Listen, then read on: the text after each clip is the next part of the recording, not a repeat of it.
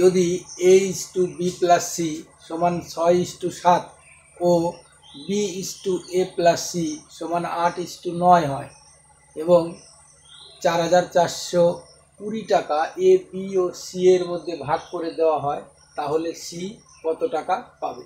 Option A 500 টাকা, option B 340 টাকা, option C 260 টাকা, অপশান ডি 300 টাকা। আমাদের এখানে দেওয়া আছে A/B+C সমান হচ্ছে 6:7। তাহলে আমরা বলতে পারি এ যদি 6 হয়, B+C দুজনে মিলে হচ্ছে 7, তাহলে আমরা বলতে পারি A+B+C মানে হচ্ছে 13। 6 আর 7 যোগ করলে 13 হবে। আবার দেওয়া আছে B/A+C, এটা সমান হচ্ছে 8:9। তার মানে বলতে পারি B যদি 8 হয় তাহলে A+C হচ্ছে 9। অর্থাৎ আমাদের এই প্রবলেম অনুযায়ী আমরা বলতে পারি B যদি 8 টাকা পায়, A+C পেয়েছে 9 টাকা। তাহলে A+B+C কত পাবে? A+B+C পাবে 17 টাকা। তাহলে আগের ক্ষেত্রে দেখলাম A+B+C পেয়েছে 13 টাকা, পরের ক্ষেত্রে দেখলাম A+B+C পেয়েছে 17 টাকা। এখন প্রবলেমটা যেহেতু A+B+C এই নিয়েই আছে, তাহলে বলতে পারি এই দুটো ক্ষেত্রে A+B+C একই হবে। অর্থাৎ 13 এবং 17 এই দুটোকে যদি সমান করি, তার মানে যেন বলতে পারি এই 13কে যদি আমরা 17 দিয়ে গুণ করি আর এই 17কে যদি আমরা 13 দিয়ে গুণ করি, তাহলেই কী হবে? আমাদের A+B+C দুটো ক্ষেত্রেই সমান হবে। অর্থাৎ এইটাকে 17 দিয়ে গুণ করার অর্থ এদের সবাইকে 17 দিয়ে গুণ করবো, 7 × 17, এটা হবে 6 × 17। অর্থাৎ 6 × 17 সমান হচ্ছে 102। আর 7 × 17 মানে 7 7 49, 9 হাতে আমার 4, 7 1 7 আর 4 হচ্ছে 11। আর এখানে যদি সবাইকে আমরা 13 দিয়ে গুণ করি, তাহলে এইটা হবে কত?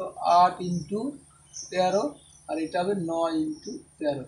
তাহলে 9 × 13, তার মানে 9 13 হচ্ছে 7 13 91, 8 13 হচ্ছে 104, 9 13 হচ্ছে 117।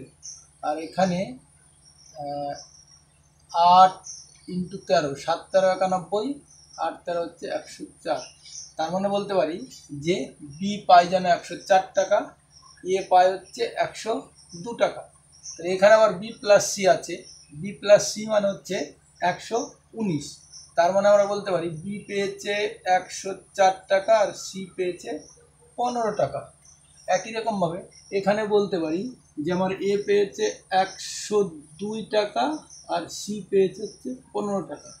তার মানে এখন আমরা যদি প্রবলেমটাকে এরকম করে ভাবি যে এইটা হচ্ছে এ, এইটা হচ্ছে বি, এইটা হচ্ছে সি, আর এইটা হচ্ছে A+B+C, তাহলে বলতে পারি এ পায় 102 টাকা, বি পায় 104 টাকা, সি পায় 15 টাকা।